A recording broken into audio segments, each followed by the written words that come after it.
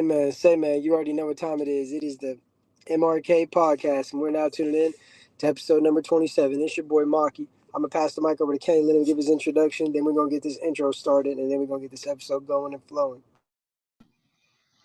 You already know exactly what time it is. We're back here to serve some more game on the ground for the more greenhouse. You just got the panel and ready for the next round, man. Episode 27. That's crazy, man. We on a roll. Here we go.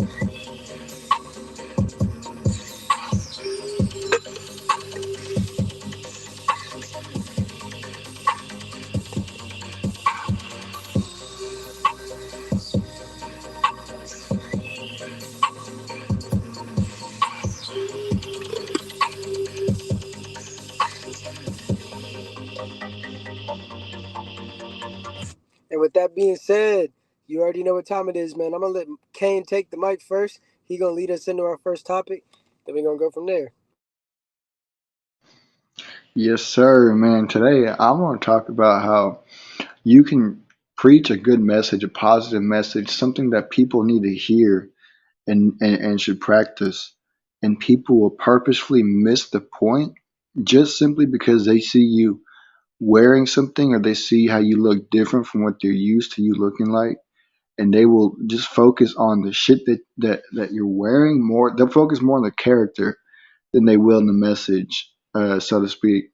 Because the other day, so if y'all seen, I uploaded a short. I was talking about the Aiden Ross situation, and instead of people talking about speaking on the situation, people want to sit there and let Keisha out. And it's crazy to me how you could be bringing something to light that people need to know about, people should know about. And instead of people focusing on the situation that's coming to light, they rather focus on the non-important shit, like what you're wearing, or if you got like fucking name brand clothes or all types of different jewelry on, or some bullshit like that. They'd rather focus on that instead of the message that you're preaching.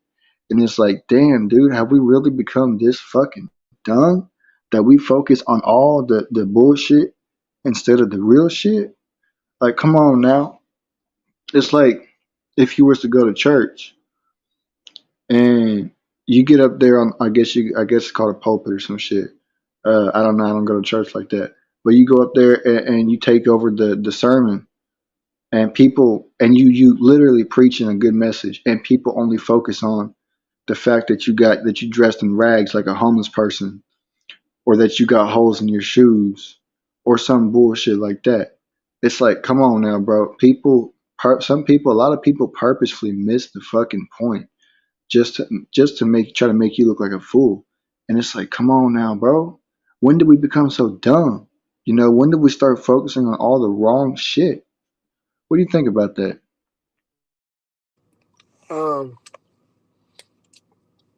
People pick and choose when they want to give a fuck about certain materialistic things.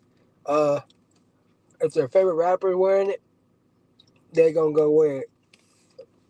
If their favorite rapper says it, they gonna go say it. But when they see somebody they feel like is irrelevant, if you're doing anything outside of what's acceptable and exceptional, they're gonna have something negative to say, and that's just because of the low frequency of people. Nowadays, people think that real people are determined by the amount of popularity that you have, and that is delusional. But that's the reality we live in, and when you see examples like this, it solidifies that statement. You know, Yeah, man. It's a damn shame Because nowadays you could be literally pointing out some shit that's going on. You know, maybe there's let's just say maybe there's a robbery going on, and you trying to point it out to somebody. You know, you trying to get somebody to call the police because maybe you don't got a phone or whatever the case may be. Maybe your phone died. Uh, and they gonna sit there and start looking at you and be like, "Man, fuck you, you homeless looking ass fool. You ain't got this, you ain't got that." And it's like, homie, there's somebody over there who holding somebody else at gunpoint. You worried about what the fuck I'm wearing? Like, come on now, that's what it be like. Yeah, man. That's what's going on out here. Do you have any additional topics that you would like to speak on? Is that all you have for tonight? Uh, Anything did y'all else? hear? Did y'all ever hear about the different rivers that are turning red? Nah, man. We ain't hear about that. What's going on with that? Yeah, I seen a video on TikTok. It was a bunch of different news reports somebody was recording, and it was a bunch of videos that were rivers that were turning red. There was one in Indonesia. There was one somewhere over here in America. I can't remember where. But it's like, damn, people are talking about how it's the end times, but I don't think it's quite the end times yet because the end times talking about how uh, it would turn the waters would turn to blood. But I don't think it was blood. I think it could have just been red silt, because red silt turns water red. So I think it is crazy. Don't get me wrong; it's crazy to see, And I feel like me personally, I feel like there could be signs pointing that we're coming close to it, but I don't necessarily think that we're actually in there yet. What do you think about that? Because it's like we've been seeing all types of different stuff going on. Like the Euphrates River, we're seeing this stuff happening. It's crazy. But what do you think about that? I mean, I think it's just another example of times are changing, the planet is changing, and science is engineering natural things in an unnatural way. And this is the result that we get. We see things like this that's not supposed to go that way, that's not supposed to be that way, and not supposed to appear that way. But it is what it is, and that's the reality. And it's all by the way of scientific engineering. We sit here and we do all these things, we create more convenience for our people. But at the end of the day, the more convenience, the more harm to the earth. So, I mean, man, it's gonna keep getting worse, man. It has to get worse before it gets better. That goes all the way back to the prophecy. So none of this surprises me. It's just confirming what I believe in even more and more. Yeah, that's 100% facts. But I'm gonna pass the mic over to you, see if you got anything that you want to talk about tonight. Man, we gotta talk about Johnny Bones Jones, man. Came through after a 3 year layoff and won the UFC heavyweight title and also solidified himself as the greatest of all time. In my opinion, he already was the greatest of all time, but to come back after 3 years to go up against the number one contender in the heavyweight division, dangerous, younger than you, accustomed to fighting in the heavyweight division, lethal, so many things. Not, and an active fighter, too. He hasn't been out for years. He hasn't even been out for half the year. He's just been active, fighting regularly. And you got someone who was the greatest, but was in another division. So there's going to be a lot of question marks from critics when he's going up to heavyweight, especially when he's looking a little on the chubbier side. But he went out there, man, and there was an interruption leading up to him walking into the octagon. A little tape issue. I feel like I don't know the powers that be. I'm not saying that the UFC literally did it, but something up in the air was trying to distort what he had going on, man. But it was God's plan because he went out there. Everybody was hyped for the fight, but it ended as quick as the snap of a finger with the beautiful guillotine up against the cage. I don't think people understand.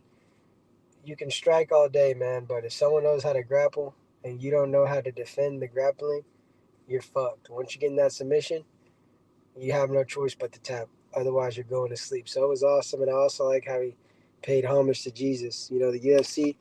We hear a lot of people from Abu Dhabi that like talking about uh, uh, their religion and who they worship, and you don't really hear a lot of Jesus talk anymore from superstars. So to hear that from John Jones was beautiful, and I know that the UFC was like, damn, man, he just came in, kicked our ass. We don't know when he's gonna fight again because he does everything on his terms. And most fighters, they can't do anything on their terms. Very few fighters can do things on their terms, especially when you never lost. Conor McGregor's lost before, so he has to put in a little bit of work. He can't call shots. John Jones can call shots. So, yeah, man, what do you think about that scenario? And what did you think of the fight and everything that I spoke about? You know, honestly, I was disappointed that the fight didn't go on like how I wanted it to. But at the same time, I can't be mad because he went in there and did what he said he was going to do, and you got to give him his respect for that. On the spectator side, crowds, people want to see a good fight. People want to see a intense, brutal fight. But when you in that ring, you really, you really don't want it to get that far unless it has to. Yeah, I've been in the ring a couple like once or twice, not in the UFC ring, not in the octagon, hell no. But I've been in a kickboxing ring once or twice, and I can tell you that you as a fighter, you want to be able to win as fast as you can because you don't want to take as much damage. Now you will if you have to, but you want to try and win as fast as you can, and that's exactly what he did. Was he beat him as fast as he can, the best way that he knew how, which was grappling, which was wrestling, whatever the case may be. And he went in there and he did his thing, man. And I can't, I just from the spectator side, it's like damn. But at the same time, from a fighter perspective, it's like I understand it, because he wants to get that shit over as fast as he can. He would taking minimum damage, and he had a plan. He executed the plan well. Had a little bump in the road in the beginning with that groin kick. I know that shit hurt like a bitch with the fucking cup on still, because I know how that feels. But he pulled through and he did what he was supposed to do. And he paid homage to the Lord and Savior Jesus Christ. A lot of people they don't do that. A lot of people, a lot of people say that they're this and that, but when they're in the moment and when they're winning, they forget. And he didn't forget that. He remembered where he came from and who empowered him, and I think that's an important part of his journey as well. Is remembering where he gets his strength from. And I think that's also another reason why he won so quickly is because he's spiritually grounded the way he's supposed to be. But all that spiritual stuff is a different topic for a whole different conversation. But yeah, man, I thought it was crazy how quickly he ended it. I didn't expect it to end that quick, but at the end of the day, he got the dub, he brought the smoke, and he won. Yeah, yeah, yeah, man. Johnny Bones Jones. One last thing. Bah. So yeah, man. With that being said, I don't really got much left to say. So thank y'all for tuning into another episode. Long week ahead of us, but it'll be over shortly. So yeah, man. With that being said, pass the mic over to Kane. Let him say what he got to say. Then we gonna let the theme song ride us up out of here. Yeah, man, appreciate y'all for tapping in. Make sure y'all share with your friends, your families, your mommies, your aunties, your grannies, and everybody else that y'all know. And with that being said, man, catch y'all in the next episode. Deuces.